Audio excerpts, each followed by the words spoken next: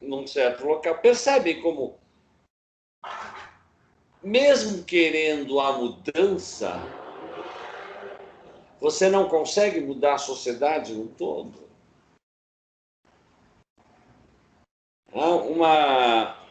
Antes de deixar vocês falarem, deixa eu pegar ela aqui.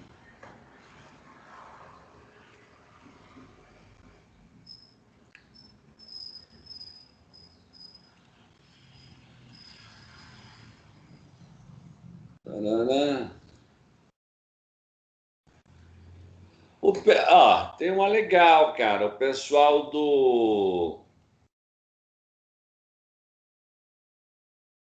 Não.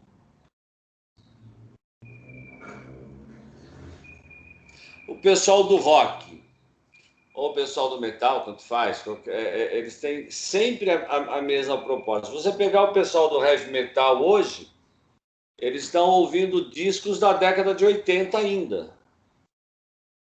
O pessoal do rock continua consumindo Led Zeppelin, AC/DC. Continuam consumindo coisas do passado e idolatrando coisas do passado. Esse tipo, as tribos, elas têm uma característica que é a idolatria a alguma coisa. Eles sempre estão idolatrando. O pessoal do rockabilly, todo mundo já viu, aquelas meninas com saia mais comprida, tudo mais. O rockabilly, ele tem uma tribo enorme no Japão. Mas você acha que porque vamos falar aí da parte do musical, não houve uma renovação para que essas pessoas dessas tribos ouvissem outras coisas, como o metal, por exemplo? Não, eu acho que há a renovação. Existem outras bandas de metal, outras bandas de rock, mesmo rock progressivo, bandas boas. Mas a idolatria, Lu, está lá atrás. Saca? A idolatria permanece lá atrás. Evidente que tem bandas ótimas hoje. Mas toda aquela idolatria está, vamos dizer o quê? Está em quem lançou isso. Eu digo porque a minha tribo, vamos falar, a minha tribo é do samba. Eu ouço muito. Eu não sou muito de ouvir coisas novas. Eu vou muito para as coisas antigas. Mas não tem muito samba novo, né? Não tem. É por isso que eu estou te perguntando até dessas novas, porque, vamos falar, eu nasci no rock.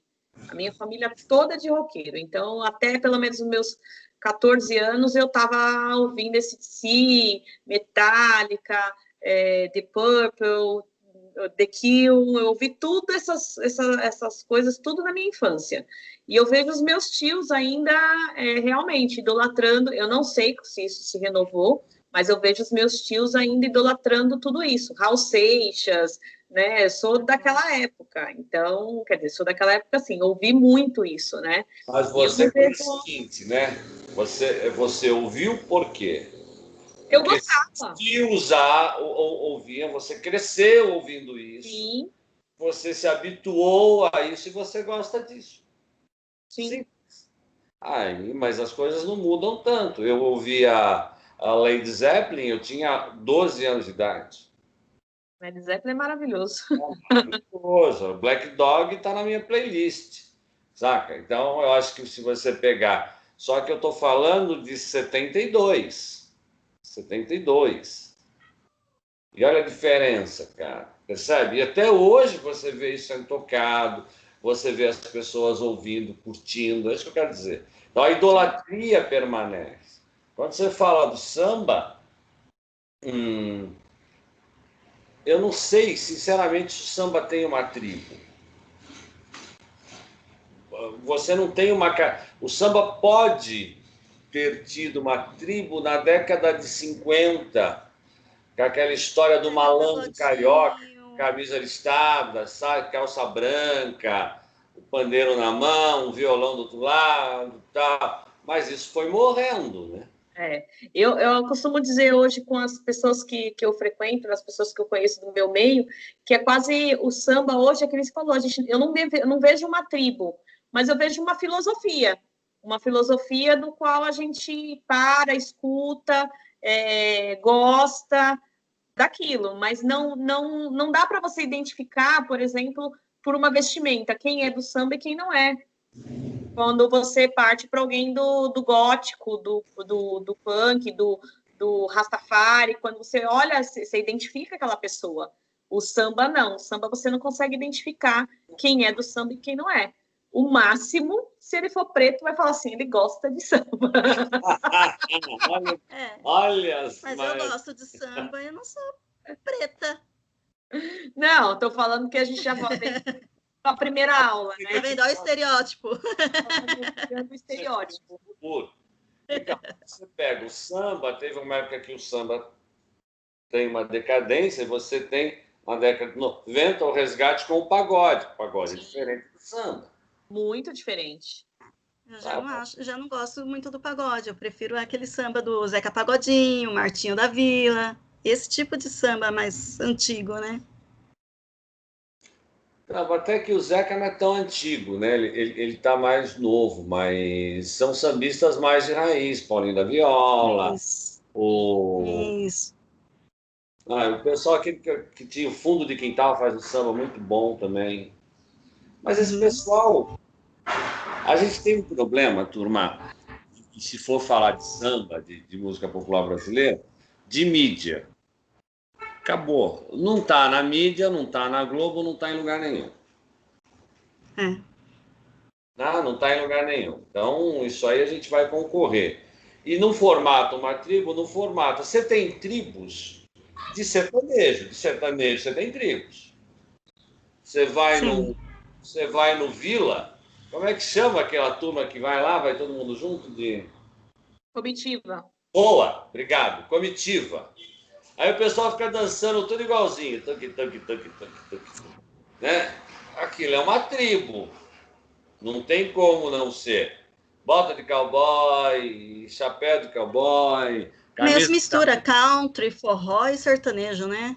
Dá uma misturada, né? Eles misturam o country com o forró e o sertanejo junto. Mas você identifica qual que é a pegada deles, né? Como, por exemplo, eles têm também lá o Festival de Barretos, né? Então já vai todo mundo igualzinho. Ali você identifica. Colocou o chapéu e o cinturão, já era. Já acabou. A gente já identificou que aquela pessoa é daquela tribo. As comitivas, elas se diferem, elas se colocam assim mesmo como os motoqueiros, né? Que tem aqueles motoqueiros que fazem não sei como que fala, da né? Harley Davidson, né? Eles têm um estilo, né? Eles só colocam um nome, a comitiva coloca um nome. É a mesma coisa dos motoqueiros, eles têm um nome para aquela turma deles, né? Mas você já sabe qual que é o estilo deles. É muito gozado, né? Se você pegar, todos estão com o colete de couro, falando dos motoqueiros, né? O nome do grupo atrás, todo mundo bem parecido, né? Então, isso, turma, isso são tribos. São grupos sociais, sabe? Que todo aquelas pessoas que estão lá têm a mesma identidade. Achei interessante outro dia um deles explicando o porquê da caveira, né? Ele estava explicando assim, sabe por que a gente usa caveira? Não é que é coisa macabra, nada de coisa que botar medo. A caveira nada mais é para representar que somos todos iguais, somos todos osso. Nada mais do que uma caveira, ossos. Nós somos só ossos. Não tem diferença de cor, de raça, de nenhum de um para o outro. É isso que é a caveira que representa a gente. A única diferença é que você precisa ter uns 50, 70 paus para comprar uma Harley. É a única diferença. Para entrar num grupo desse com uma CG.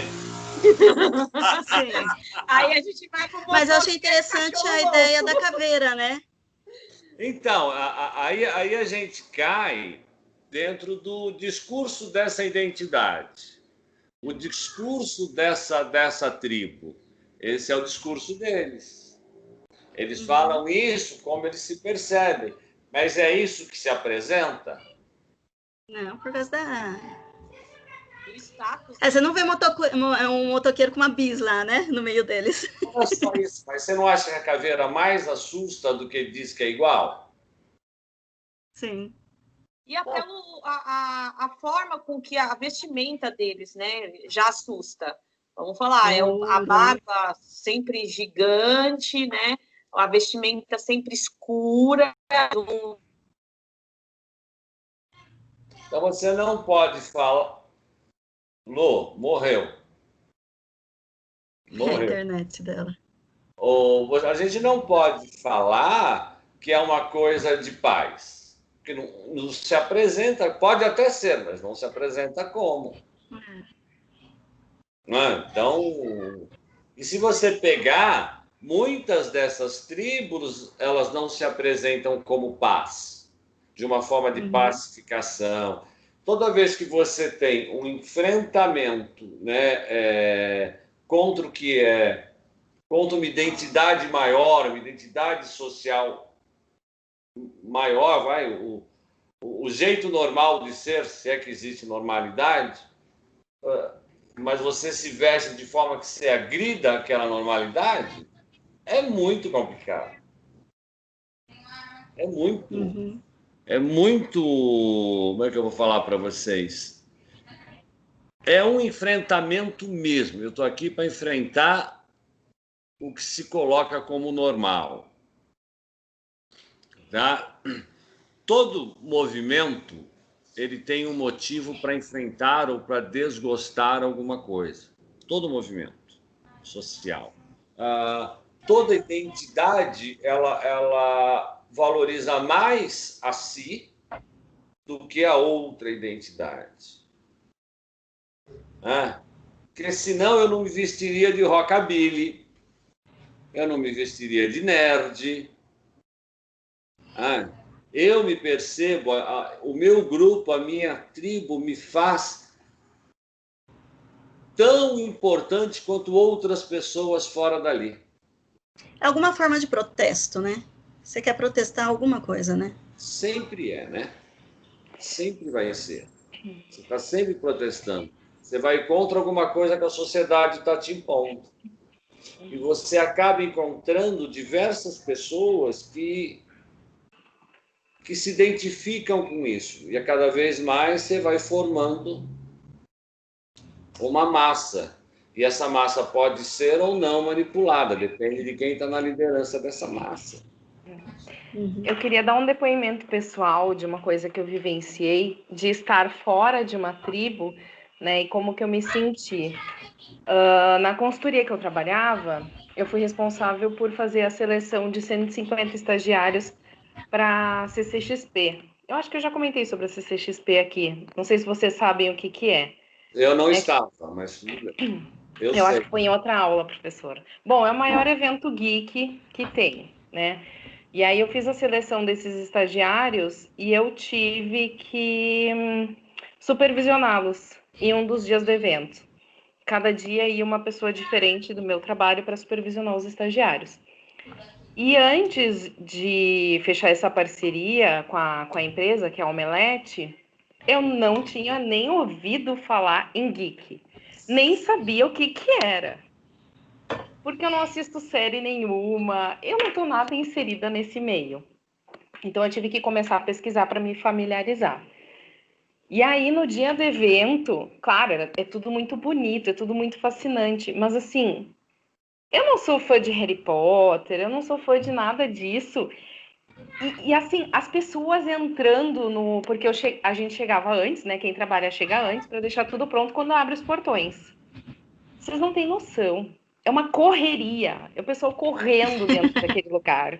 É o pessoal enlouquecido. É cosplay para tudo que é lado. E eu, gente, que é isso? Que mundo que eu tô? Eu sou completamente fora de tudo isso. Então eu me senti um peixe fora d'água ali, porque não era meu mundo, né? Eu estava só ali para trabalhar, para supervisionar os estagiários, mas eu não fazia parte daquela tribo.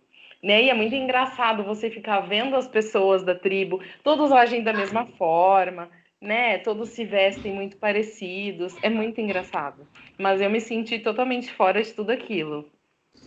Mas você estava, ainda que você estava numa tribo legal, você estava nos Uhum. É mais pegar a qualidade, como você não está inserida, você não consegue perceber a qualidade dos cosplays. Uhum. Oi? Quem falou? Não. Tem gente que mas está igualzinho o anime, cara. Igualzinho, igualzinho, igualzinho. Mesma cor, mesma postura, jeito de parar. E aí é legal, o pessoal fica tirando foto. Uhum. Isso você presenciou, né? Sim. Sabe? Então, e o objetivo daquela turma, o que era? Só estar ali. Ixi, Lu, não tá dando para ouvir Olha você. lá. A internet trancou a voz dela. Lu, acho melhor você sair e voltar. Da outra vez funcionou. Lúcia, isso, acho que ela aceitou teu conselho, Annelise. Mas você viu como é interessante? Voltou minha voz? Agora sim. Agora A fala. voz voltou. O Kaique, né, o meu filho, né, na Game Show do ano passado, ele foi vestido de Mario Bros, né, cosplay, ele e a namorada, e ele foi então, ele não, eles entrando juntos, né, vestidos daquela forma, eles viraram propaganda da Game Show durante todo o ano. Então, quando você entra na propaganda da Game Show hoje, da edição do ano passado, a primeira pessoa que você vê é o meu filho e a namorada dele. É As mesmo? primeiras pessoas. Eu vou procurar o vídeo aqui, ele vai me passar e eu mando aí para vocês darem uma olhadinha. Ficou bem legal. E ele virou uma propaganda, porque é muito forte esse negócio De desses graça. cosplays. Não ganhou nada para isso. Nada. Só vive lá no Instagram passando a foto dele, mas não aconteceu nada com ele. Aí, E o pessoal no processo seletivo falando, eu assisto 10 séries ao mesmo tempo. Eu só ficava olhando assim, gente, eu não assisto nenhuma. é legal você selecionando aquela molecada falando, não vou contratar nunca esse pirralho. Só para CCXP mesmo. Ela foge da nossa realidade, gente, é muito louco isso. Algumas coisas fogem muito, muito, muito, é muito distante. Uhum. E aí você tem que ter o olhar da psicóloga, o olhar de entender esse grupo. Você participou de um evento focado de uma tribo, que são os nerds, os geeks, aonde você teve tudo de psicologia social. Desde a literatura, os filmes, os bonequinhos, os cos, os outros que andavam se vestindo, aqueles que só iam para tirar foto. As pessoas só queriam assistir as reportagens ou as entrevistas que estavam lá ocorrendo. Dentro do mundo deles, né? Se você pega aí, você falou do Harry Potter, você vai naqueles parques, no parque da Warner, lá lá em Miami, não é Miami, é outra cidade do lado, não lembro agora. Fugiu o nome da cidade. Cara, você tem lá o mundo do Harry Potter. No parque da Disney, você tem o da Star Wars. Cara, se isso existe, porque essa tribo dá uma grana louca, gente. É grande, né? Sabe? Um bonequinho, eu não sei quanto tá hoje, mas um bonequinho, isso aqui do Rei da Noite, dá para vocês verem aí o Rei da Noite? Sim. Uhum. Isso é o Rei da Noite. Mas acho que tava mais de 100 pau quando isso foi. E os do Star Wars são mais caros ainda, professor. Dependendo do que tá no auge, é mais caro ainda. Sim. Agora... E eles consomem muito. Na lojinha do Harry Potter tinha fila para entrar. Fila de horas. Só para entrar na lojinha. Era uma coisa inacreditável. Meu filho tem mais de 100 bonecos do Mario, da rede Mario Bros no quarto dele. Tem bonequinhos ali que ele pagou mais de R$ 130, R$ 140. Nossa. Gente, eu tenho uma nave espacial aqui que eu paguei 400 paus. Aquela, não sei se vocês conseguem ver daí. Deixa eu ver.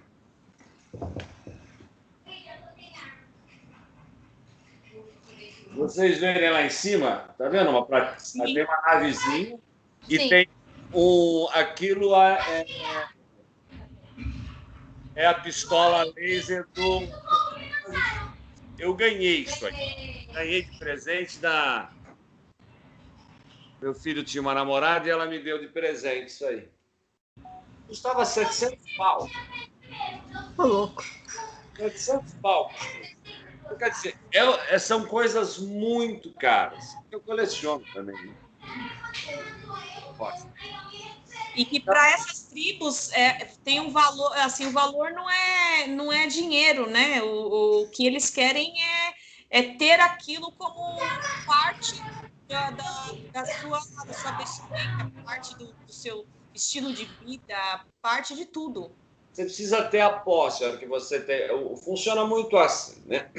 Então vamos fugir um pouco disso e vamos entrar numa outra questão. Já viram os acumuladores? Sim. O que é um acumulador? É uma pessoa que precisa ter a posse de alguma coisa. Só que o acumulador ele tem uma doença, ele quer ter a posse de tudo. Então, o que para uma pessoa é lixo, para ela não é. Aquelas casas malucas que você vê cheia de coisa, rato, bicho. Para ele está normal, ele não enxerga aquilo, Agora, por que eu fiz isso? Porque a pessoa que coleciona, ela também, qualquer tipo de coleção, pode ser a do nerd, pode ser a de selo, pode ser a de xícara de café, de pizza, qualquer coisa. Ela não enxerga o quanto ela tem, ela só consegue entender ou perceber que ela quer ter aquilo para ela fazer parte daquele universo. Entende? Quando você compra um disco, um Blu-ray, você simplesmente começa a fazer parte daquele universo. Quando as pessoas ou as empresas notaram isso, o que elas começaram a fazer? A produzir cada vez mais essas coisas. Ela produzindo um novo bichinho, produzindo um novo disco, um novo filme, você que já está colecionando, você se vê obrigado a comprar. Senão você está fora daquele universo. Vai faltar alguma coisa naquele universo para você. Olha que interessante. Então, o pessoal usa isso para que você gaste, para que você faça as coisas. Então, aí por isso que você vê os filmes não acabarem mais, sempre existe uma continuação. É o universo 1, universo 2. Se você pegar o próprio universo Marvel hoje, que acabou a fase, já vai lançar o 4, a fase 4. Eles precisam trazer essas pessoas para isso. Cada vez mais isso aí movimenta uma grana louca, movimenta a economia muito e é assim que funciona. Não fiquem imaginando que essas tribos elas são contrárias ao capital. Não, muito pelo contrário. Elas gastam em cima desse capital. Eu diria mais, eu diria que o capital usa as tribos para que as tribos gastem dinheiro com isso. E não são apenas as tribos. Eu tenho uma fala, deixa eu falar para vocês. Quando eu fiz a faculdade na década de 80, a primeira coisa que eu fiz quando entrei na faculdade foi comprar um blusão da faculdade e o selo para colocar no carro. Adesivo de faculdade. Então, estava lá. Fiz na Farias Brito, Psicologia. Legal. Eu tinha um blusão da faculdade. Por que eu tinha um blusão da faculdade? Porque era moda naquela época? Não. Era legal pra caramba. Eu fazia faculdade. Eu me diferenciei, eu fazia parte de uma tribo que era universitária. Só que naquele período também, dentro dessa época, existia uma coisa que a gente chama de vida acadêmica, onde o aluno participava da vida da faculdade. Você ficava mais tempo na universidade, as bibliotecas eram muito mais usadas, você tinha uma série de cursos pré-aula que você podia fazer.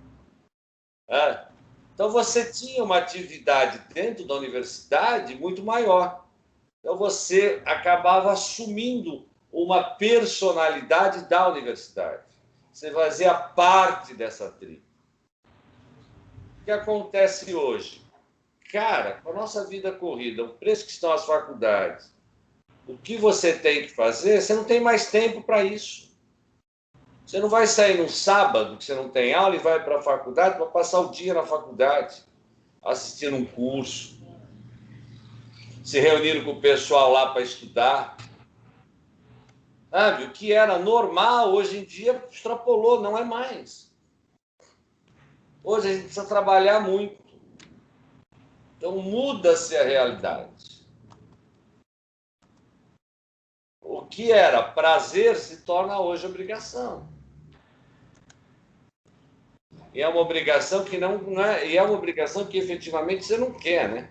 Que a gente faz pós-graduação hoje, faz mestrado, doutorado, para você poder dar um upgrade de carreira.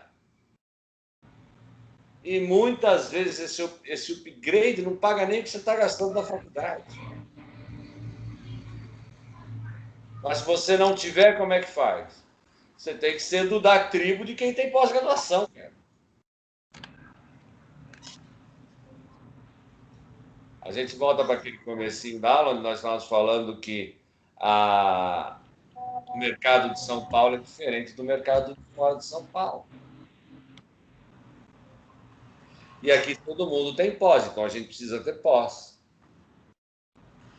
Não é?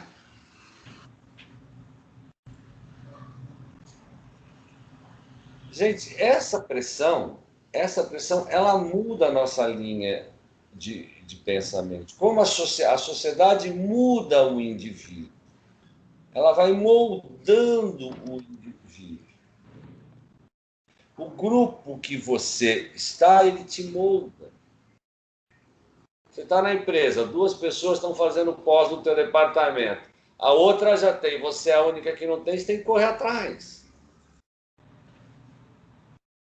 Porque na tua cabeça é assim, todo mundo vai ser promovido, menos eu.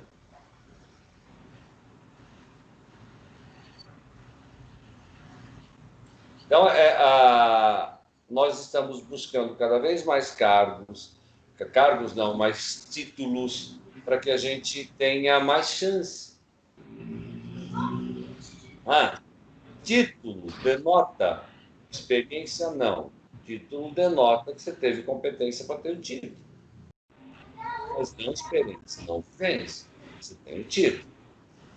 Com o título você pode adquirir mais experiência, trabalhando, evidentemente. Não é muito louco isso, gente? É muito louco. As coisas mudam muito, tão engraçadamente, e hoje existe uma coisa que chama desenvolvimento pessoal. O que é desenvolvimento pessoal? É você se importar com o seu futuro e você pagar os seus cursos. Então, você acha que você tem uma deficiência em Excel? Se vira, meu nego, vai lá e paga um curso de Excel você mesmo, que a empresa não vai pagar.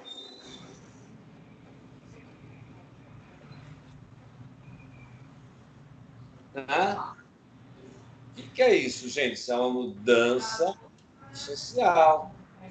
É só uma mudança dentro do pensamento das pessoas.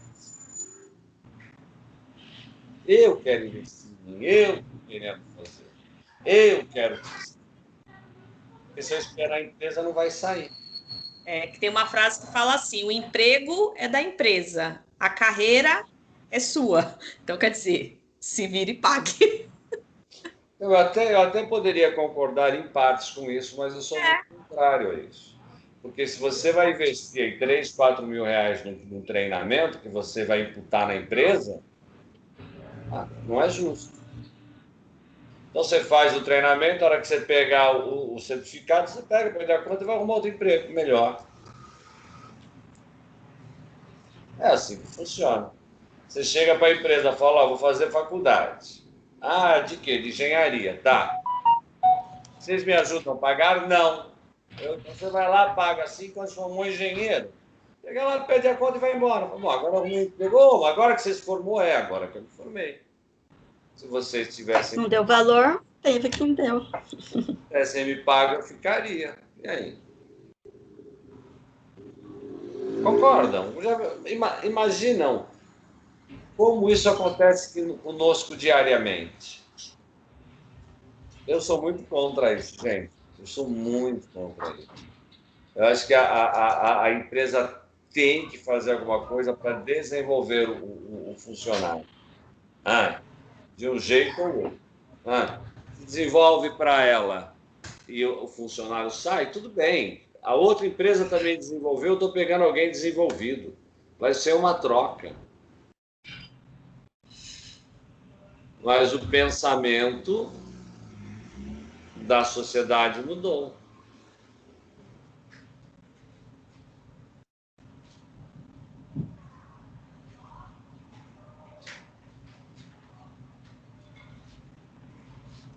O professor travou?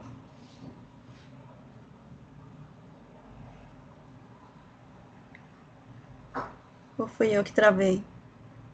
Eu acho que foi o professor, porque travou aqui também.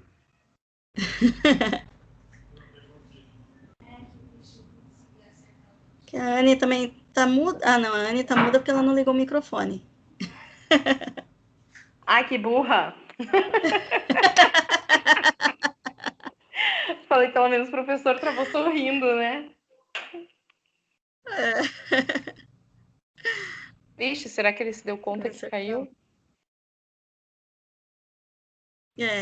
Pode ser que não.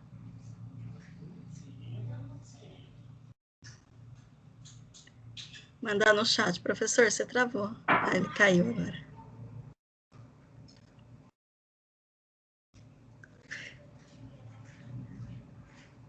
Bom, pelo menos quando ele cai, não cai a conexão, né?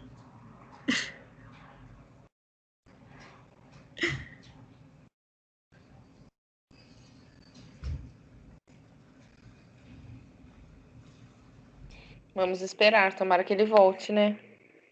Minha conexão também não tá muito boa aqui. Tá oscilando muito. Tem hora que ela tá alta, tem hora que ela tá baixa. Por isso que eu achei que era eu que tava travando aqui. Aqui tem dias que a internet tá ótima, tem dias que tá horrível. Eu tava até mandando mensagem aqui pro consultor da Vivo aqui para ver se ele manda alguém para vir dar uma olhada, porque ela tá oscilando demais. Que eu acho que tem muita gente usando, né? Aí acaba ficando ruim.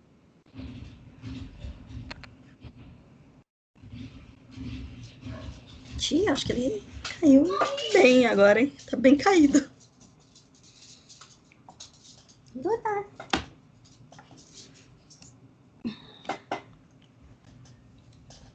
Oi, pessoal!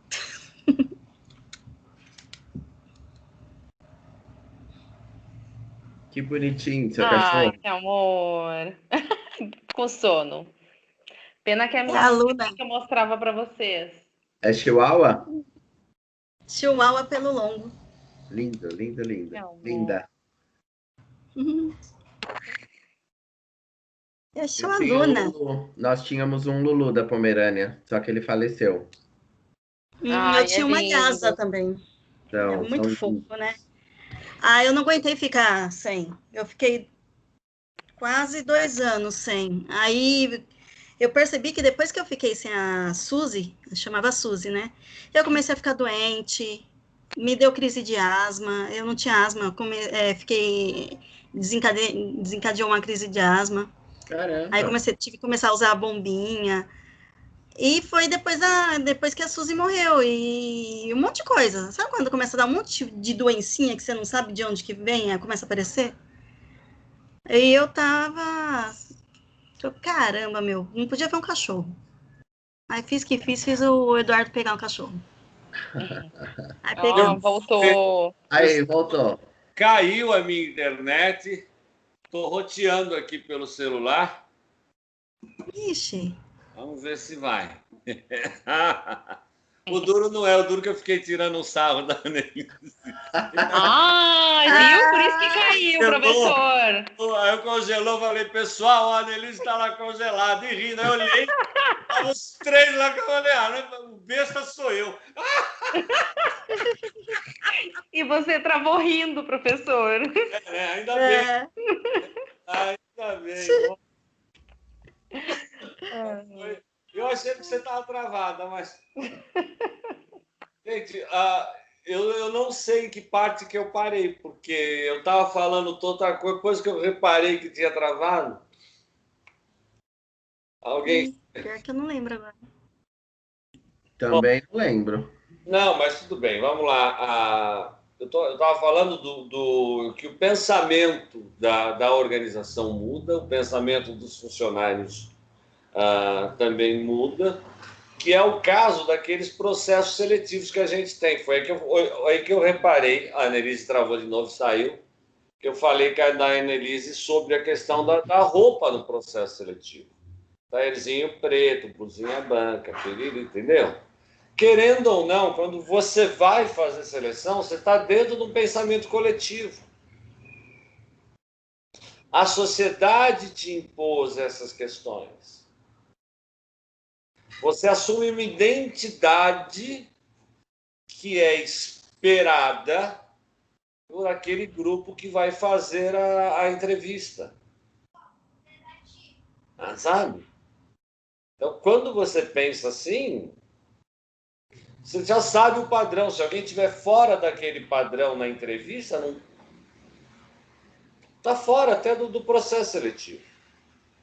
Estou falando de padrão, Annelise, falando de padrão de vestimento, minha amiga. Oi, professor. Estou falando o padrão da roupa numa entrevista de trabalho. Sim. O pessoalzinho está todo de taierzinho, parece tudo igual. Compraram na mesma loja, passaram ali, e subiram pelo... E se está fora do padrão, como que você se comporta, Annelise? Olha, professor, eu procuro não levar em conta a vestimenta, a aparência. Procuro sempre tentar pegar a questão de vivência mesmo, de experiência, de qualificação. Tá. Vou fazer de conta que eu acredito em você, né? É sério, professor. Só quando tem alguma coisa muito discrepante, assim, que aí, claro que choca, né?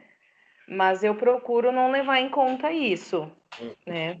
Procuro ver o que realmente importa, as competências da pessoa, as qualificações. Às vezes é difícil. E, assim, é mais difícil ainda colocar isso na cabeça do gestor, né? Dele não ter...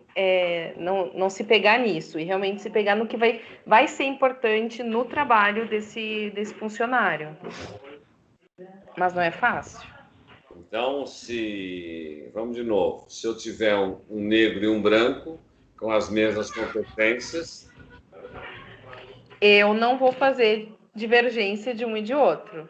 Eu não sei o meu cliente, mas eu não faço. Entendi. Se eu tiver um homossexual e um hétero... Indiferente para mim também, não me importa.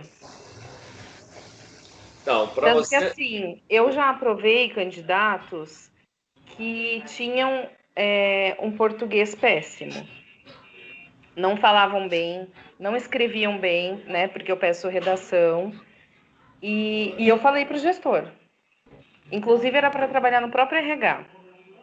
E eu conhecia minha gerente.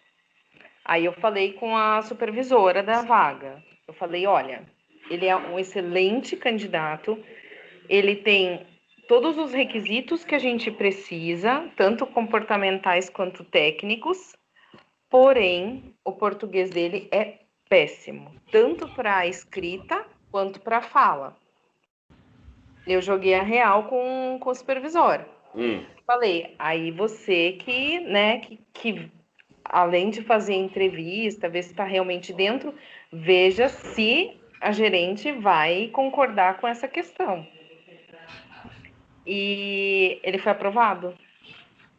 Porque ela falou isso, a gente até consegue, né, com o tempo, dar uns toques, né? Claro que não vai mudar tudo 100%, mas algumas coisas pode tentar. Então, vamos fazer uma pergunta. Por que não chegar na pessoa e falar, você tem boa competência, eu vou te admitir, você tem 3 meses para aprender a falar e escrever?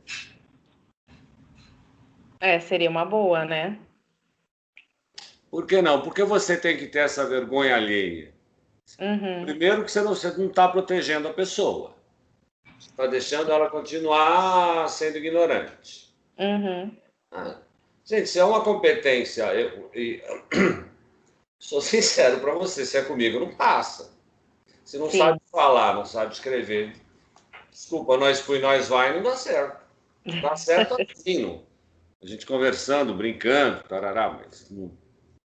Você vai falar com o cliente interno, vai falar com o gerente, vai falar com... Para o diretor e fala, o que é isso? Aí o diretor vem te cobrar que a sua área está errada. Você vai admitindo pessoas que não sabem falar português corretamente? Fogo, né? Difícil, né? Pelo menos é a forma que eu penso. Eu não admitiria, não. Poderia sobrar para mim lá na frente depois, de uma forma bem pior. Então, acho melhor a gente tentar se preservar como pode. Sim. Algum de vocês gostaria de falar de alguma tribo em especial que está aí, que eu pedi para vocês lerem? Eu já falei bastante. Agora é a vez de vocês.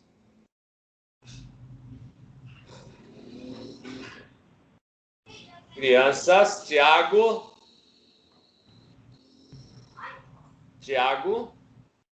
Oi. Quer falar de alguma tribo, Tiago? Eu não sei agora. Eu não li, professor. Não, eu comecei a ler, não terminei. Confesso que não terminei. Mas acho que, por exemplo, as dos surfistas, ela é bem interessante no sentido de que é uma tribo que eu pelo menos não identificava como uma tribo, né? Porque eles estão tão distantes da minha realidade, eu acho que por conta disso, né? Que eu não enxergava eles como uma tribo, mas é interessante como eles... essa questão de amar a natureza de um jeito diferente, né? Porque tem a ver muito mais com praia, litoral, né? A costa. Sei, acho que interessante assim, essas tribos, a formação delas, né? Eu me sinto fora de quase todas.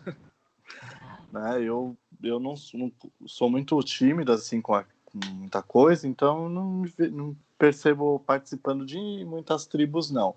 Mas eu acho que todas elas têm um interesse e são boas, no sentido assim de que produzem algo, né? Alguma identidade, uma forma de protesto, uma identificação social, uma forma... Mas também segregam, né? Se você não faz parte da tribo, você não está dentro. É ambígua, né? Ambígua, na verdade. Mas não dá para você participar de um grupo que é legal pra caramba. Mas quando você impacta na segregação, você fala de segregar, como é que você vai participar de um grupo se você não se identifica com aquele grupo? Não, eu digo assim, existem... eu acho que tem a totalidade da identificação e a não totalidade, vamos dizer assim. Não sei se eu consigo me expressar bem. Mas existem pontos que convergem, mas que você não é aceito no grupo por esses pontos que convergem se você não for 100% da identidade daquele grupo. Sei, e alguns grupos, eu quero dizer assim, também são fechados, no sentido também não abrirem um diálogo. Sei, Não entendi. Você imagina você participando de um grupo de emo. Se você não pintar os olhinhos de roxo, não colocar uma roupa preta, não tiver aquela cara de depressivo, você não vai nem entender a conversa dos caras. Ah, sim, isso é verdade. Quando você fala que existem pontos que convergem, muitas coisas convergem. Idade converge, trabalho pode convergir, mas quando ele está dentro daquele grupo, dentro da tribo dele, ele vai querer viver o momento dele. Aquele é o momento da identidade. Certo. Então, é muito difícil para nós que não conhecemos, que não participamos, que não temos cultura de participar daquilo. Eu vejo também, assim, de uma forma que, pelo fato da gente não conhecer todas essas tribos, às vezes eu fico com receio de ser encarado como preconceituoso por não entendê-los, né? Mas não é porque talvez eu não queira ter interação com eles ou que eu não os aceite, mas é que talvez eu não os entenda, né? E aí a minha ignorância me faz ser preconceituoso, talvez. Cara, eu não acho que é muito preconceito, não. Na verdade, eu tenho certeza que não. Tenho certeza que você não é preconceituoso nesse sentido. É simplesmente uma coisa que não te interessa e você não gosta. Eu não sou obrigado a gostar de tudo. Não é porque eu não gosto que eu tenho preconceito com aquilo. Certo. É que às vezes eu vejo assim, por exemplo, se eu falar, que nem a Luciana falou, gosta de samba, tal. Se eu falar que eu não gosto de samba, às vezes tem gente que vai falar assim, ele não gosta porque não sei o que lá, vai começar a inventar uma série de preconceitos que talvez eu nem tenha e que eu simplesmente só não gosto do estilo musical. Entendeu? Então, às vezes a gente é julgado, aquele que não gosta também às vezes é julgado de uma forma como se ele fosse um preconceituoso porque ele não aceita o movimento, mas não é isso. Às vezes eu não me identifico com certa parte do movimento, mas eu acho que ele é legítimo, ele tem que existir, ele é uma forma de manifestação social e ele tem que estar ali, faz parte. A pluralidade enriquece a sociedade, eu acho que isso é importante. Mas é legal essa tua fala, porque demonstra, cara, como as pessoas se sentem em não gostar de alguma coisa. Não é só você que está nessa vibe, não, cara. Muita gente acha que é obrigado a gostar de tudo para não ser preconceituoso, cara. Então, e isso hoje eu acho assim, que a gente está num momento que se a gente não gosta de tal coisa, o radicalismo vai todo pro outro lado, sabe? Essa coisa tá meio chata, sabe? Se eu falar que eu não gosto de tal coisa é porque eu sou contra. Não quer dizer que eu sou contra, é só porque eu não gosto. Entendeu? Tá muito chato. E o importante é saber respeitar todos. Claro. Né? Cada um pode ter a sua crença, gostar de alguma coisa, mas todo mundo tem que respeitar. Né? Claro. Cada um tem as suas particularidades e os seus gostos. Sim. E eu acho que no meu caso, como fui amadurecendo aos poucos, né? A gente vai amadurecendo ao longo da vida. E eu fui percebendo que antes eu tinha atitudes talvez que aí sim não eram muito legais, talvez fossem atitudes preconceituosas de fato. E hoje eu me envergonho muito, né? Tipo de movimento... eu fiz o Educafro uma vez, né? Para vestibular. Eu não entendi o que era aquele movimento e daquelas pessoas. Eu estava ali dentro da sala com aquelas pessoas todas e eu não conseguia me identificar com a causa daquilo. E aí eu tive que desistir. Não porque eu não respeitasse o espaço deles, mas porque assim, eu não conseguia entender por que a gente tinha que chegar numa história de cotas. Por exemplo, no começo das cotas eu fui contra. Mas depois eu entendi o que eram as cotas. Por que elas tinham que existir? De fato, hoje eu concordo, elas têm que existir. Sem elas, a gente não consegue dar um equilíbrio social na questão da educação. Né? Ela é uma necessidade de hoje, uma reparação, como já foi dito aí na aula. É uma reparação histórica que está pequena ainda, precisa evoluir. Agora, deve ter sido muito interessante você no Educafro, né? Foi. Porque você é branco. Então, eu mesmo estou na dúvida já. se eu sou branco, se eu sou preto. Porque eu tenho tudo também na minha família. Tenho de indígena, preto, a europeu, enfim, aquela mistura brasileira que todo mundo Tudo tem. bem, mas o que se vê é a pele, é a cor. Então, mas eu não digo que eu sou... Quando me perguntam, você é branco? Eu falo, eu não sei se eu sou branco. Eu fico assim, eu não sei. Entendeu? Eu não sei me classificar. Quando tem aquelas perguntas se você é pardo, não sei o que, eu falei, o que eu vou preencher? Nossa, pardo é horrível. É horrível. Ou é preto ou é branco, não tem essa, sabe? Ou vermelho ou amarelo. Não é? É. Eu não sei para que a gente tem que criar essas coisas de meio termo. Ou é uma coisa ou é outra. Meio termo serve para relações, né? Para a gente não ser radical nas coisas, mas para certas outras coisas não precisa. E na minha certidão de nascimento que está escrito cor da criança, morena. Então, Eu nunca vi. também não. É a primeira vez. Morena não é cor, né? Morena. Não tá branco, nem preto, nem amarelo. Tá morena.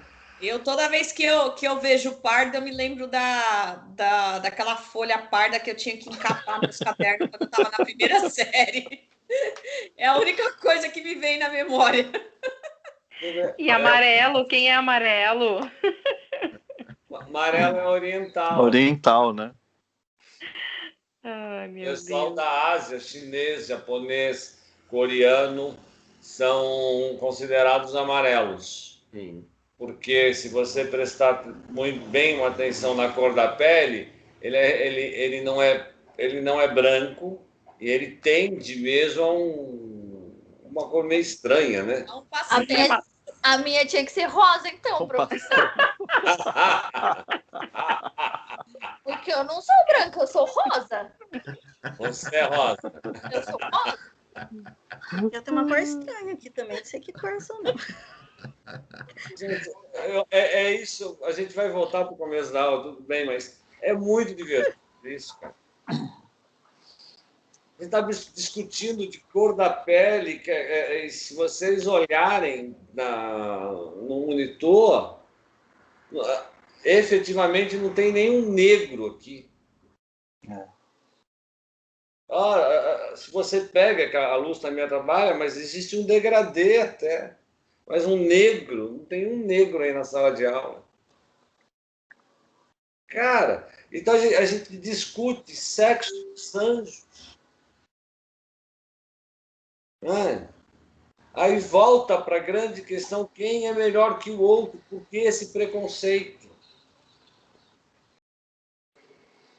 Eu acho assim, às vezes a gente perde, não é perde tempo, eu acho que é um assunto importante de se discutir, claro.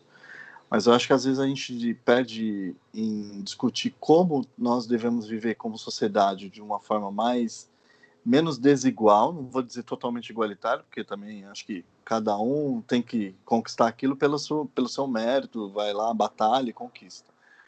Mas eu acho que a gente tinha que buscar meios de criar igualdade de condições para que todos, diante do seu esforço, pudessem chegar onde quisesse chegar, independente da cor, da religião, da raça ou do país de origem. Acho que, por exemplo, quem veio para cá, os brasileiros que escolheram morar nos Estados Unidos, se escolheram viver lá, foi porque estão em busca de algo melhor para a vida deles, né? Então, por que não aceitar? Afinal, somos todos humanos, né? Essa coisa das fronteiras, essas coisas de raças que foram criadas para, não sei, separar as pessoas ao invés de unir, né?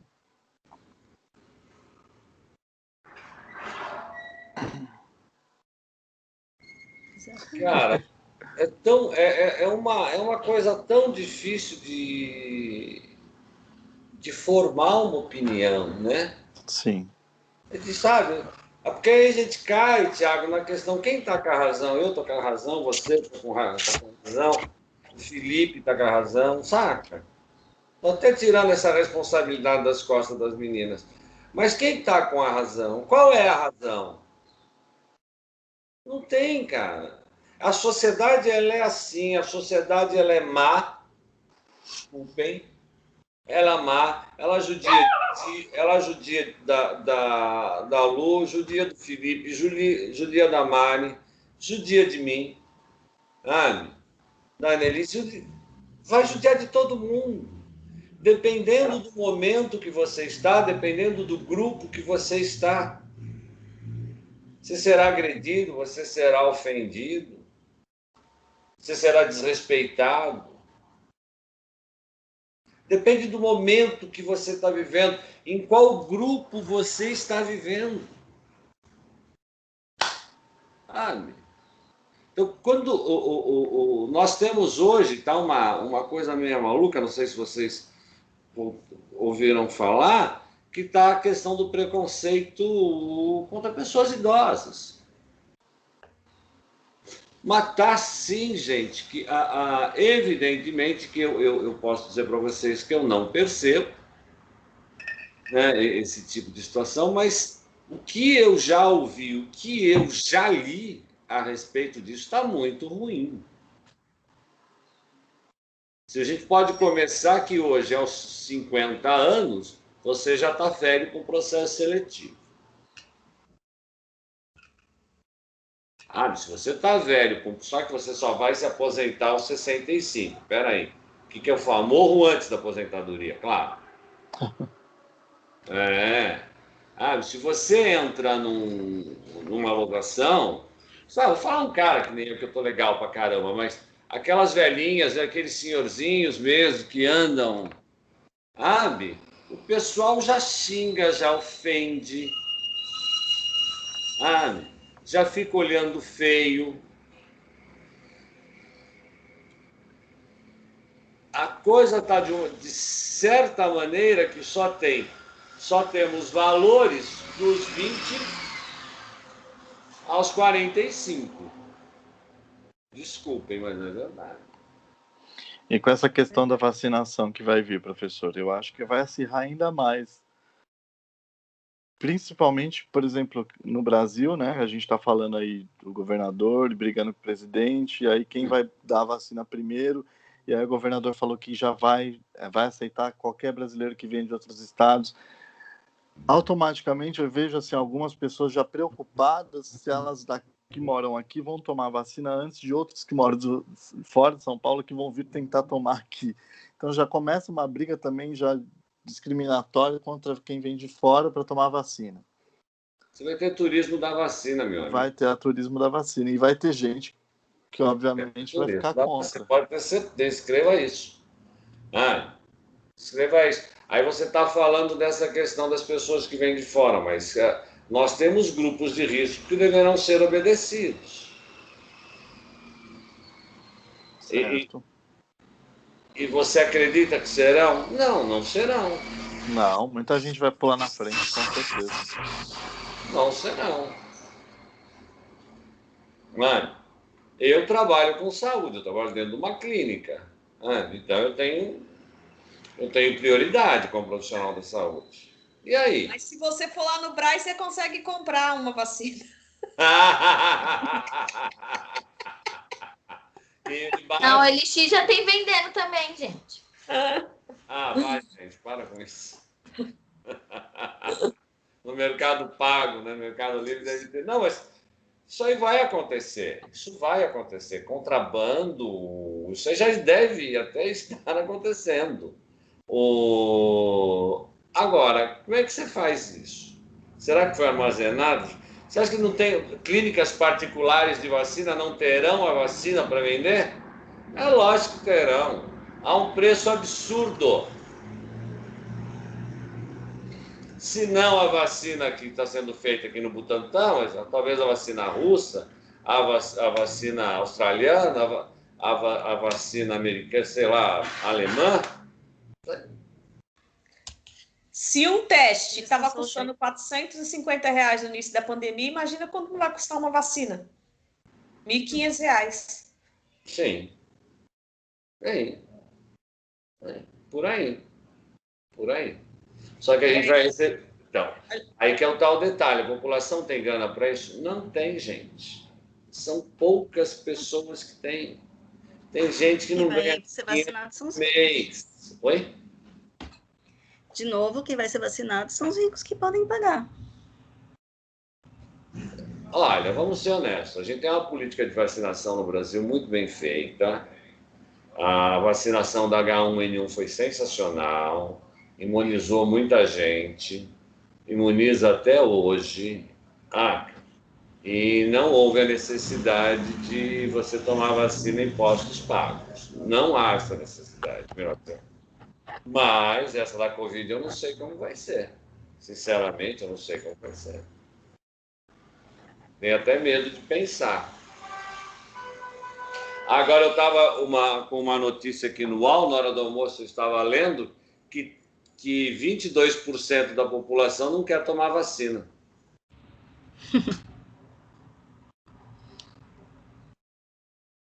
E não adianta nada, né? Se todo mundo tem que tomar, porque a vacina não é 100% eficaz, ela é 90%, 92%. Então, quanto mais... Isso ainda é mais estimulado pelo próprio presidente, né? Sim, a gente vive num momento muito, muito difícil. Vive num momento muito, muito difícil, né? E se você pega em cima disso, em cima da disciplina, da psicologia social, você vai entender como que você manipula um grupo. Simples assim. O primeiro a fazer isso foi o presidente, que disse que não ia forçar ninguém, que não ia liberar vacina, um monte de coisa. Então, a partir dessas situações, que você acaba percebendo como é fácil você manipular a população. Aí, gente, é muito simples, né? Deixa eu ver se eu acho falar uma coisinha para vocês. Um minuto. Conseguiu voltar a sua internet? Ainda está no celular? Não, tô no roteador. Não, eu tô no computador, mas eu tô com o roteador. Minha internet caiu mesmo, tem jeito. Eu tô roteando... A minha também tá ruim, chamei o técnico. Eu tô roteando pelo celular. Então, para a gente tentar pensar melhor, eu queria que vocês, depois desses nossos bate-papos, percebessem que a psicologia social ela estuda o quê? A interação do homem com a sociedade e a influência dessa sociedade no homem. Como o homem modifica os seus comportamentos em cima disso. Né? Então, a gente precisa olhar, e vocês notam, a psicologia social, vocês podem notar em alguns lugares, para quem está trabalhando, ela tem muito a ver também com a cultura organizacional. Quem trabalha numa empresa consegue, porque quando a gente fala de cultura organizacional, a gente fala de grupo. O grupo daquela empresa. E o grupo daquela empresa é influenciada por quem? Influenciada pela cultura da empresa. Aí vamos voltar no passado um pouquinho. Quem que é o grande influenciador? O líder, o dono da empresa. Se você trabalha numa empresa onde você é obrigado a usar gravata, onde a cultura faz, você vai trabalhar todo dia de gravata, mesmo que você não goste. Porque é a cultura da empresa. Se a gente pensar ainda nisso, nós tivemos um baque enorme com o advento do home office agora. Todo mundo em casa trabalhando. Empresa que se descabelou. Dono de empresa que se descabelou. Tá pagando funcionário para o cara ficar em casa. Uhum. Só que não tinha como... Oi, fala, Lu. Hoje, a primeira coisa que, num processo seletivo, que nem na empresa que eu estou, a primeira coisa, se não der match com o fit cultural da empresa, você já está fora. Peraí, como é que é isso? Se você não estiver adequado à cultura da empresa, é o primeiro requisito para você ser desclassificada. O processo seletivo lá é assim. Cara, mas como é que eu posso dar match no processo cultural? Tem um teste que eles fazem, né? Que aí é o teste das psicologia aí, que eu já não sou formada em psicologia, é um teste que ali você tem um grau de pontuação que você tem que chegar. Se você não chegou naquele grau de pontuação, é a primeira etapa que você está desclassificado. Gente, um teste para avaliar se você faz parte da cultura. Isso é mágico. Professora. É o tal do fit cultural que eles falam lá. Professora, eu fiz um teste ontem para uma vaga que era justamente isso. Deixa eu só... O nome da etapa é teste de integralidade. Eles fizeram diversas perguntas, né? Justamente disso que a gente está falando hoje. Por exemplo, uma das questões era assim: se você trabalha numa farmácia, você precisa de um medicamento extremamente caro, que o seu salário não permite comprar, o que você faz? Então, tinham várias alternativas assim. Uma delas era: vou pegar uma medicação e não vou contar nada para ninguém, porque ninguém vai sentir falta. Não vou pegar o medicamento e vou buscar através da rede pública conseguir esse medicamento. Ou então, vou pegar o medicamento e vou avisar, e assim que eu conseguir, eu pago. Eram várias dessas questões. Foi o teste inteiro em cima disso. Cara, mas ele é tão direcionado erroneamente que ninguém vai colocar eu vou roubar o remédio. Sim. É complicado. Qualquer um pode responder uma coisa que ela não acredita. Oi? Qualquer um pode responder, por exemplo, se ela roubaria, ela não vai responder, eu roubaria, eu pegaria o remédio. Entendeu? Então, qualquer um pode forjar essas respostas. Gente, vamos lá, ó. Isso aqui não é aula de ética, tá? Isso não é aula de ética. Mas a pergunta básica é o seguinte: sua mãe ou seu pai precisa de um remédio que custa 4 pau. Você trabalha numa farmácia, vira pro teu gerente e fala: cara, preciso levar aquele remédio, meu pai vai morrer. Fala: meu, não dá para ir, a gente não consegue parcelar isso. Tá, você tem uma oportunidade, meu, você vai abrir aquela caixinha e vai colocar o comprimido no bolso e vai devolver a caixinha vazia para o estoque, sim ou não? Não precisa responder, não. Eu quero que vocês respondam. Isso é um dilema ético. Isso é um dilema ético. O dilema ético não tem resposta. Porque a primeira resposta que vem na tua cabeça é: não, eu nunca faria isso. Nunca faria isso. Você tem o filho que está lá? Espera aí. Então, você me dá a oportunidade de eu mentir em todo o teste inteiro. E só em cima dessa pergunta sua. Qual foi? Tem outra perguntinha de dilema que eu adoro? Ai, todas eram de dilema. Mas, você lembra de alguma? Porque essa te chamou a atenção. Peraí. Sim, peraí. Outra era assim: você entra numa empresa, você é novo na empresa, e aí você percebe que seus colegas de trabalho almoçam num restaurante e que eles sempre pedem a nota no valor maior do que realmente foi o almoço. Aí eles davam as alternativas lá. Eu faria a mesma coisa, pediria uma nota maior que realmente foi o meu almoço.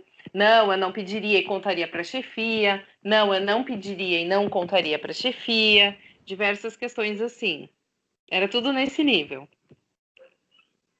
São todas questões éticas mesmo, pessoal. E aí, você contaria para o teu chefe? Você é novo na empresa, vai contar para o chefe? Complicado, né? Primeiro, se o chefe faz isso... Nossa, que perguntas mais... né? Capciosas, né? Capciosas. Eram todas nesse nível. Eu já fiz um assim. Perguntava até se eu usava maconha no teste. Como assim? Essa pergunta não tinha. Gente, eu já fiz alguns. Na minha anamnese, que eu aplico nas pessoas que vão trabalhar com NR3335, né? A altura e confinado, eu pergunto se o cara usa droga. Mas existe um porquê, né? Direcionado para o cargo, né? Não. Por uma norma de segurança do trabalho. Conforme o tipo de droga, ele não pode subir. Se ele cheirar cocaína, ele vai achar que é um super-homem e vai querer voar. Você é louca. Maconha ainda tudo bem, o cara fica mais lightzinho. Gente, é o efeito da cocaína, né? Manda o trem que eu vou parar no peito. Pô. A maconha já é o contrário. Pô, cadê o trem que eu preciso dormir longe? Saco. Então as drogas são diferentes, sabe? Uma pessoa que toma álcool, um alcoólatra, ele vai ter dificuldade com o trabalho em altura. Então, são todas essas, mas tudo bem. Mas esses dilemas éticos eu achei simplesmente terrível. Essas questões são terríveis, cara. E você vai ter, cara, umas respostas óbvias. Os retornos serão óbvios. Como é que você vai ser reprovado só se você for um imbecil?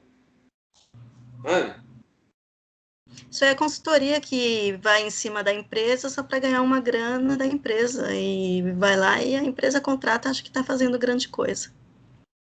Na verdade, isso deve ter sido um estudo realmente de cultura organizacional e os caras montaram um questionário específico para eles para tentar detectar. Pode ser alguma, sabe? Eu acho complicado.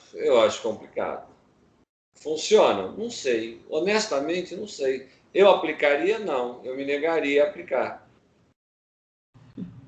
É humanamente fácil de burlar esse tipo de teste, gente. Para. E aí, no início do teste, pedia para você clicar ali que você estava ciente de que você teria que dar somente as respostas que você acredita mesmo. Diversas questões afirmando isso, que você teria que realmente estar colocando o que você acha. Mas eu nunca tinha visto teste assim, foi a primeira vez que eu fiz teste assim. Olha, eu também não. A Lu falou agora, mas eu também nunca vi. Eu achei que eu ia ter resposta de vocês, porque quem aplicou foi uma psicóloga, né? Então. Não tem nada a ver. Eu nunca usei assim. Não é porque ela é psicóloga que ela também. A gente não pode só porque somos psicólogos e pode se esconder atrás da verdade. Não existe verdade. Eu não tenho razão em tudo. Eu não vou disputar a minha razão com a razão de ninguém. Tem a minha verdade. Se ela é compatível com a sua, não sei. Não é? Pensem. Não dá. Ai, sabe, eu sou psicólogo, então não, minha nega. Não, calma lá. Você é psicóloga, mas não é Deus. Então, eu, pelo menos, penso dessa forma, sabe? Tá louco. E esse teste é aplicado para todo mundo? Eu não sei te dizer, mas eu sei que é um teste que quando você entra no portal, que você se candidata à vaga, se você passou, ela já fala. Se você passou, né, tem assim as competências dentro do currículo, ela já fala, tô te mandando um link para você fazer um teste. Eu não sei se é igual para todos os cargos. O meu foi nesse daí. E aí, como eu trabalho no mesmo andar, eu ouço muito ela fazendo as entrevistas e fazendo essa mesma abordagem.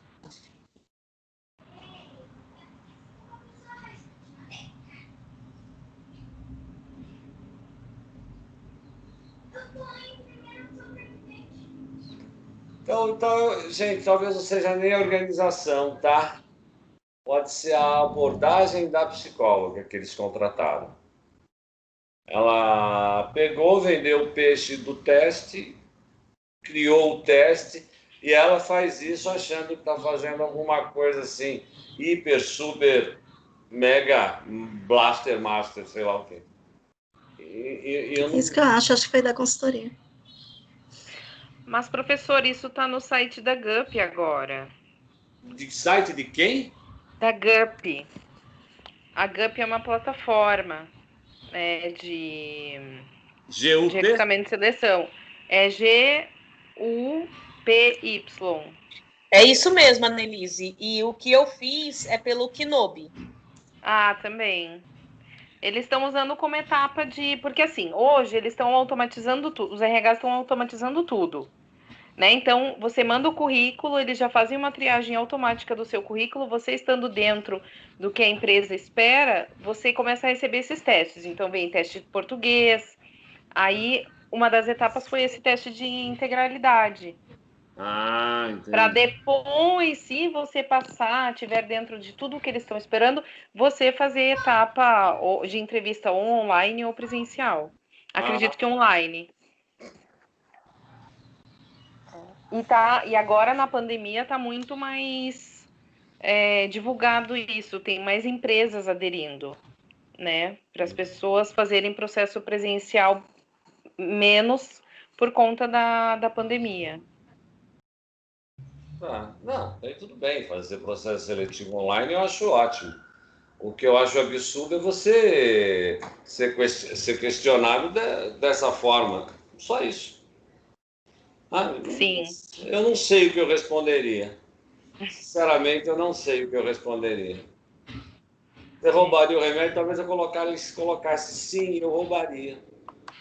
Aí você já estaria automaticamente eliminado da vaga. Eu participei de uma vaga, vou contar uma historinha para vocês. Um processo seletivo, não vou lembrar o nome da empresa, faz alguns anos, meu filho era menino, ele tinha sofrido um acidente de bicicleta.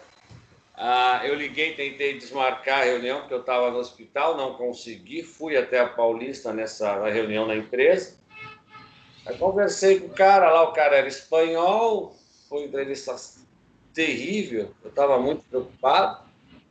E o cara perguntou para mim, você pediu para cancelar, para trocar a data? Eu falei, eu pedi, meu filho sofreu um acidente e tal, né? Eu até não estou nem muito bom. Falou, mas eu gostei de você, e se eu pedisse para você ir hoje para o Chile para fazer uma entrevista com o nosso diretor de RH, você iria? Falei, hoje? Falei, não. Acabei de falar para você que meu filho está no hospital, vocês vão deixar meu filho no hospital e vou falar com o teu diretor de RH? Você deu o que na cabeça? Assim eu respondi para o cara. Exatamente usando esses termos que eu falei para vocês. O cara ele era o diretor de RH do Brasil, tinha um diretor de RH internacional, sei lá, não lembro mais o que era. Eu respondi assim, você pergunta que se faça para um pai que está preocupado com o filho que sofreu um acidente? Você tem que se preocupar com a empresa. Vacidana.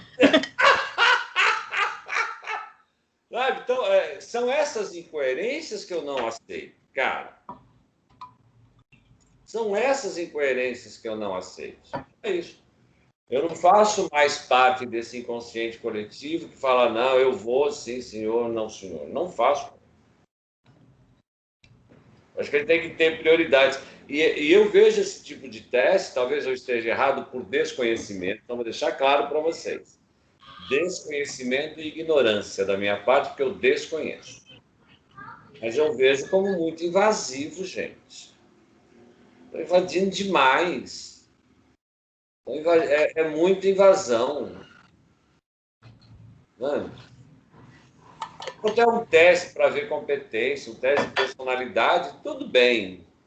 Mas um teste nesse naipe, para sabe? Isso não avalia honestidade, sei lá. Sei lá quem teve essa abençoada ideia aí. Se vocês tiverem uma cópia disso, modelo disso, manda para eu conhecer melhor. Gostaria muito de conhecer isso melhor. O meu nem fica aberto para o funcionário. Eu só fiquei sabendo do resultado do meu teste na entrevista final com a gerente da área, que aí eles falaram que eu fui melhor nesse teste do que próprio no teste técnico. Aí ela falou para a recrutadora, falou assim, pode abrir o teste? Aí ela falou assim, ela teve 65% de pontuação. Então, o que significa isso também? Não sei. Eu não sei se tinha a régua até 100, se era menor, se a pontuação 65 estava legal. Você sabe quais são os valores imputados nas questões, então não tem como se avaliar. O que me imputece mais ainda É que aí o psicólogo fala assim, não, mas esse teste eu não posso abrir porque é confidencial. Mas não é meu? Exatamente, mas é meu teste, então você tem que abrir. Então você tem que abrir. Então são essas questões que, infelizmente, Annelise, a nossa raça sofre. A gente pega um monte de pessoa que se acha que é Deus e fica inventando modinha e um dia cai na rede, na mesma rede que ela criou. Né? Certo? Sim. Pessoal, alguma colocação, alguma dúvida? Antes que a minha internet exploda. Não? Não. Então vamos encerrar por hoje, turma. Mas antes de encerrar, eu vou pedir para vocês, conversem com a turma. Eu acho que nós somos 18 pessoas. Vejam o que vocês acham, o que vocês querem fazer. Me deem uma posição até terça-feira. Tá? Pensem em tudo. Em tudo. Pensem no conforto de vocês. Pensem na pandemia. Pensem no... Tá? Qual parque nós iríamos, professor? No Piqueri? Eu estou pensando no Piqueri, que é perto do metrô, é mais fácil. Para mim, ok. Tá? Mas eu prefiro de ter a resposta depois. Tá? Então, eu realmente não posso e não quero tomar uma decisão dessa. Então, vou imputar em vocês isso. Depois vocês me falam o que vocês acharam disso tudo. Tá bom? Combinado? Gente, até terça-feira. Até terça-feira. Eu preciso... Vamos imaginar que eu tenho um sim. Se eu não tiver as respostas até terça-feira, eu vou aceitar como sim. Perfeito. Legal. E como sim, todo mundo vai.